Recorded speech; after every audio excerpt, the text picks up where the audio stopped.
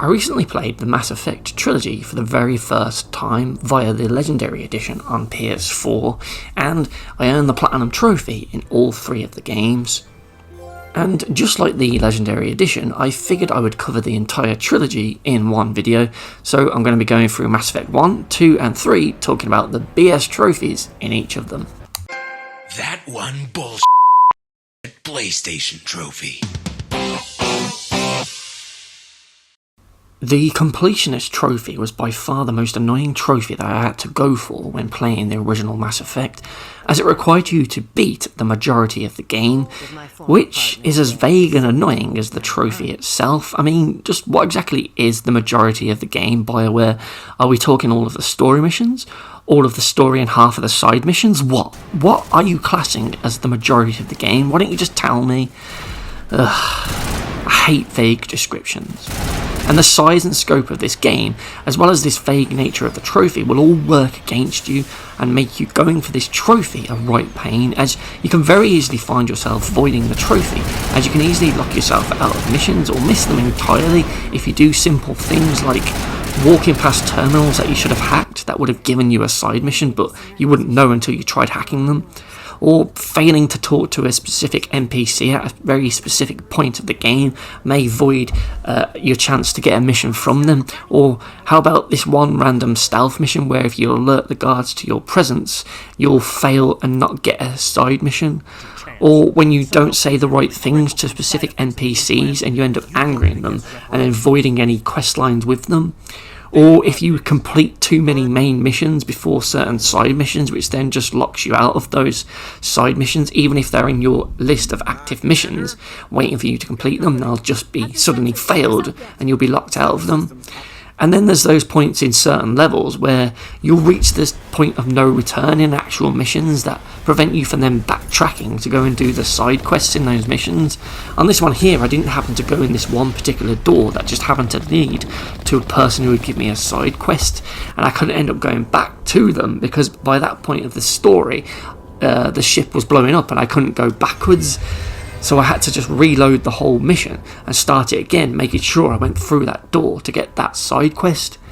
Those are just a few of the things I messed up when going for this trophy, which more often than not resulted in me losing hours of gameplay as I had to reload old saves to ensure that I didn't mess up a specific part. This trophy single-handedly turned the Platinum journey into a really slow and tedious one, as I always had to cross-reference a checklist online to see if I was still on track doing the right missions at the right time and have not ruined this trophy. And honestly, it really did make the opening on the Citadel at the very start of the game suck, as I was just stuck there for ages, wandering around aimlessly trying to figure out where everyone was and talk to everyone that I needed to in order to set up all these side missions. Even when going out into space, it's still really awkward to know where to go and what to do, and there's not even any good waypoints guiding you through missions, so something simple like talk to Fred becomes a long slog, as for starters, who the hell is Fred? And where the hell was that club that he's supposed to be in again?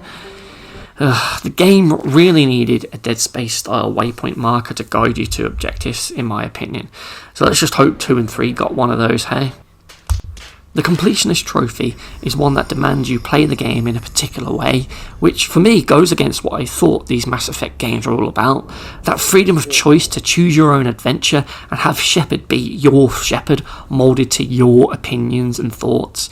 Yet this trophy ensures that I do play all of these missions, I do keep all of these allies, I do follow this particular path. So in the end, I never really felt like this Shepard was me, as I'm just following a predetermined path to ensure that I got this Completionist trophy. There's just so much to do in Mass Effect 1, from the missions and side missions to the planet exploration and collectible resource gathering in your buggy, which means that this trophy can just unlock at different points for different players, depending on the order that they've done things. So this meant that some people would have got this done in way less missions than me, while others it took even more missions for it to unlock, which could hint that it could be a really finicky or even just a glitchy trophy to actually unlock properly. But my final point for this trophy is the fact that it's called Completionist tells you it's BS, because this only asks you to do the majority of the game. Well, I'm sorry, but A completionist would want you to do all of it, wouldn't they? So I'd call that a name fail here, which is why the completionist trophy in Mass Effect 1 earns a BS trophy rating of. My former partner's dead.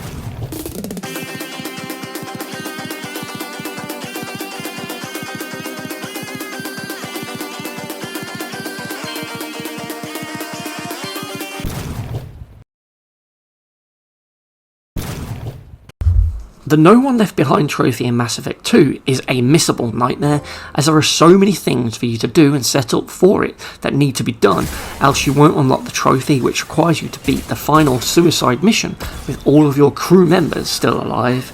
So to start with, when playing through the story, you need to ensure that you find and recruit all 11 of these squad members, which involves completing a character-specific mission for each one. However, simply having them being part of your crew is not enough for this trophy, as you need all 11 to be at a loyal status with you, otherwise they may die or abandon you during this final suicide mission. And in order to obtain loyal status, you then need to complete an extra side mission for each character, so they actually like you. And while you could get this trophy done without doing this, it makes it a lot harder at the end, so it isn't really worth skipping them, despite these missions taking you several extra hours to beat. So essentially, you're doing an additional 22-ish missions specifically to set up this trophy, and on top of that you also need to ensure that you buy several upgrades for the Normandy ship, otherwise the Normandy will just take too much damage during the opening cutscene of the suicide mission, resulting in someone dying and you voiding this trophy. So then you have to go out of your way to ensure that you farmed enough credits and resources from those random planets that you drive around on your buggy, so that you can buy the heavy ship armour from Jacob, the multi-core shielding and the Thanix cannon from Tali and Garrus. And it's not like they cost that much, but I really didn't have to grind for them, but it was kind of annoying that this is an additional requirement on top of everything else, and that you'll only end up failing this if you don't buy them in a cutscene, instead of you having maybe like a flying section with actual gameplay, whereby it's harder for you to get through this section flying around without those upgrades. Maybe you just started at lower health or something. That's how they should have done that. But anyway, back to those your loyalty missions. What makes these annoying is that there are a bunch of these that you can fail if you choose the wrong action or say the wrong thing during them. You may well end up completing the mission only to find that their status hasn't changed to loyal because they took offence to something you did or said during the mission, and it's really frustrating as the game doesn't give you a second chance to get these and fix your loyalty with them, or get them to like reconsider being your friend kind of thing. The only way to actually fix it yourself is to reload an older save and then replay the mission, ensuring you pick the right option or do the right thing. And I hate having to replay a whole mission just because of the one dialogue choice that I accidentally made when skipping the dull dialogue at the end of a mission. It's just not fun. And then once you've completed all 10 of those and have progressed enough to complete the Reaper IFF story mission, you then have your one and only chance to get the 11th recruited person and their loyalty mission wrapped up before starting the Suicide Squad mission. And if you miss that and jump ahead, you'll end up voiding the trophy because he's not part of your group. And that one was just a really sneaky one. So once you do finally have the 11 crew members and all the upgrades brought, you can finally now head into the Omega 4 relay, where you'll be locked into the final act of the game until you complete the story. However, this final act of the game is just the beginning of the missable nightmare, as every choice you make from now on may be crucial for your team's chances of survival. Yep, that's right. Your actions and dialogue choices here can still put your crew and this trophy at risk. So even now, once you've done all of that, you still have to be really careful as to not mess up this trophy and get someone killed. You have to be careful of who you pick to go on the missions with you, or who you pick to be the leader of the other team who take another group to a different area during the mission. When you're like infiltrating the bases, you have to make sure you pick the ideal biotic expert to go with you, or the right leader for the other group again. And then you'll be asked to send squad mates as an escort, and you must agree the right picks, and you keep doing this over and over again across the like 3 or 4 missions that make up this like Suicide Squad mission of the end game. And then, you know, it's like just loads of these different picks, and at this point, once you've done all of that, it's a straightforward route to reach the ending, and hopefully you'll get the trophy. But this just takes the butterfly effect to the extreme and really makes you pay for making simple mistakes. So My only real tip for this trophy is, well, two tips, is to follow a guide and make sure you make regular saves in separate save slots to negate any mistakes you make, and just cross your fingers that everyone survives by the end, because otherwise you'll have to do this nightmare all over again in a whole new playthrough. So for being the only real stain on Mass Effect 2, the No One Left Behind trophy earns a BS trophy rating of...